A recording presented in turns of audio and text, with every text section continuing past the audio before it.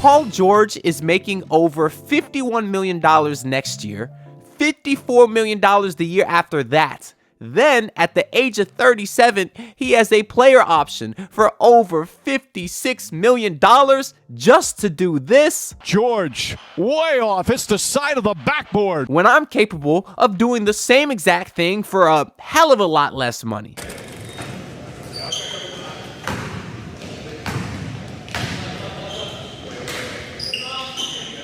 No, but for real, the fact that I took a heat check, transition pull-up 3 off the opening jump ball with no warm-up has got to be the dumbest thing ever. I mean, maybe the only thing as stupid as that would be the Miami Heat signing Paul George, or is it? Hey, Vsauce, Michael here. Now, let me make one thing very clear. I do not like Paul George, and I never have, for obvious reasons. And I even made a video 10 months ago, immediately after the 76ers signed Paul George, saying that the Miami Heat dodged a bullet. And sure enough, here we are less than a year later. The 76ers are reportedly looking to attach their number 3 overall pick just to offload the Paul George contract. Now, as the report states, they're likely looking for an upgrade. It mentions Kevin Durant, maybe Lauri Markkanen, but whoever it is very likely that the 76ers want a win-now move, just considering the age of Joel Embiid. The only problem is Paul George has one of the worst contracts in the entire NBA, along with Bradley Beal and Joel Embiid. However, the 76ers did get very lucky jumping into the number 3 overall pick because Ace Bailey is likely going to be the guy who gets selected in that slot. Unless the Spurs decide to pass on Dylan Harper, or maybe another team really loves VJ Edgecombe, Ace Bailey will likely be the number 3 pick. Now, I'm not a huge Ace Bailey fan just because of his wild shot selection and lack of passing, but he's still a 6'10" athletic freak with decent handle and a smooth jumper, so I'll admit that he does have the potential to be a franchise-altering player. So the number 3 overall pick does have a ton of potential, just like this YouTube channel, which has been performing really well lately, so I do appreciate the support. That being said, if the 54.9% of y'all that are not subscribed could just hit that button for me, it would be greatly appreciated. Let's get back into the video. But does the positive value of that pick outweigh the negative value of the Paul George contract? And honestly, I have no idea. But I wanted to play around with the trade machine to see if there was somehow the Miami Heat could get involved in a Paul George trade. And that's for a couple of reasons. One, potentially owning the number 3 overall pick would be a great asset that the Heat could flip to the Bucks in return for Giannis Antetokounmpo. And number 2, even if the 76ers don't attach the number 3 pick in this draft, maybe the Heat can acquire other assets to give us an actual shot in the trade market in the future. Because the Heat have always been a team that attached assets to get rid of bad contracts. Think Dwayne Dedmon for one of the many examples. So what if now the Heat can be a team to take on a bad contract in order to refill their asset pool? Think last year, the Washington Wizards, they accepted a first-round pick to take on the Marcus Smart contract, and while Marcus Smart has been insignificant for the Wizards, they weren't a contender anyways. So at least they got an extra first-round pick to still not be a contender. And sometimes the risk pays off even greater. Think about the Boston Celtics, who accepted 2 first-round picks to take on the great but injury-prone Kristaps Porzingis, who was a critical part in their championship run just 2 seasons ago. And yes, this past season he sucked, but who cares? Because they won a championship, and that makes everything else worth it. Think about OKC, who took on 2 first-round picks from Houston just to accept the Chris Paul contract. Chris Paul got to OKC, he revitalized his career, they turned him into a positive asset, and then just a year later, the Thunder were able to flip him to the Suns for another first-round pick. That means OKC basically got 3 first-round picks just for taking on Chris Paul. And here we sit 4 to 5 years later, and the OKC Thunder are up 1-0 in the Western Conference Finals and are the favorites to win the whole thing. And maybe the Heat can do the same thing with Paul George.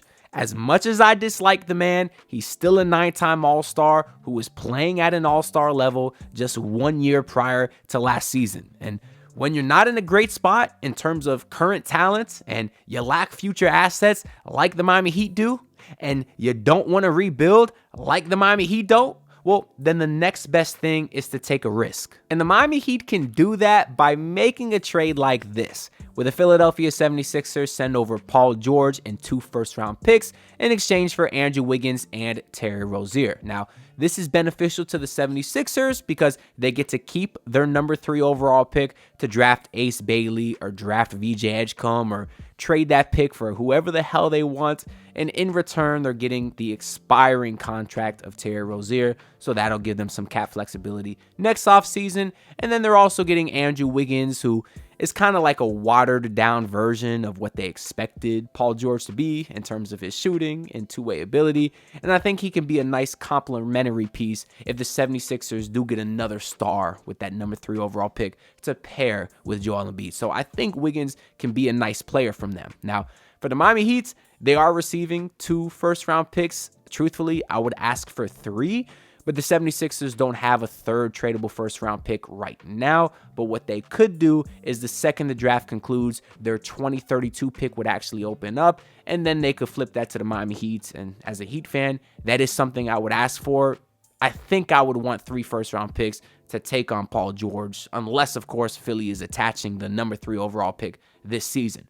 But that's not the case with this trade. But I do think even with this trade, the Miami Heat potentially have enough assets to get Giannis Antetokounmpo, because if you add the Bucks into this trade, they are now receiving Tyler Hero, Duncan Robinson, Khalil Ware, and 5 first-round picks. 3 of them coming from Miami, and then you still have those 2 from Philadelphia with the potential to be 3 if they add in that 2032 pick, as we were just saying. But if you're the Miami Heat, and you're sending over a 25-year-old all-star in Tyler Hero, a Khalil Ware who's a 7-foot athletic freak who could stretch the floor, so clearly his potential is through the roof, and then you're also able to send over 5 to 6 first-round picks, I do think that could get you in the door for a potential Giannis trade. And then from a Miami Heat fan perspective, you have Davion Mitchell, because you would still have the cap space to resign him, as the Heat would still be $13.8 million under the salary cap. And then at your 2 guard, you can get someone in free agency. You could start Pelle Larson. You could re-sign Alec Burks if you want more spacing. But then you would have an absolutely loaded front court of Paul George, Giannis Antetokounmpo, and Bam Adebayo, which I just think is an absolutely dominant lineup. And if Paul George can return to a fraction of himself and provide that off-ball shooting that he once had, I think this Heat lineup is awesome, and they would pretty clearly be favorites to go to the NBA Finals. But things get really interesting if Philly is willing to add in their number 3 overall pick, as the reports were saying earlier, because now what we're going to do is we're going to bring the Phoenix Suns into this trade, and they're going to send Kevin Durant over to the 76ers, and then in return, the Suns are going to get Andrew Wiggins, Duncan Robinson, Nikola Jovic, and 2 first-round picks from the Miami Heat. Now, what changes for Milwaukee here is they're still getting Tyler Hero, they're going to get the expiring of Terry Rozier, and they're still going to get Khalil Ware. But now instead of 5 first-round picks, they're going to get 4 first-round picks. But now one of them is the number 3 overall pick in the draft, which I think Milwaukee would very clearly want, because if you're a Bucks fan and you're losing Giannis, but you get to start your rebuild with the 25-year-old all-star, the unicorn that Khalil Ware is, and then potentially Ace Bailey, I think that's a very nice young core to build around. But if anybody says no in this trade package, it's probably the 76ers, because in totality, they're losing Paul George and 3 first-round picks, one of them being the number 3 overall pick, and in return, they're just getting a 37-year-old Kevin Durant.